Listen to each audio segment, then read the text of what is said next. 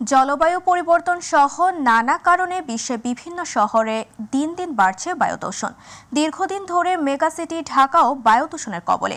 আজ সোমবার সকালে খুব অস্বাস্থ্যকর অবস্থায় রয়েছে শহরটি।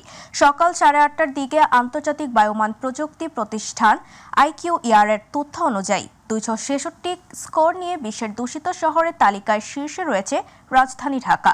একই সময় বিশ্বের দূষিত শহরের তালিকায় 254 স্কোর নিয়ে দ্বিতীয় অবস্থানে রয়েছে ভারতের দিল্লি শহর। 201 থেকে 300 এর মধ্যে থাকা AQI স্কোরকে খুব অস্বাস্থ্যকর বলা হয়। এই অবস্থায় শিশু, প্রবীণ এবং অসুস্থ রোগীদের বাড়ির ভেতরে এবং অন্যদের বাড়ির বাইরের কার্যক্রম সীমাবদ্ধ রাখার পরামর্শ দেওয়া হয়ে থাকে।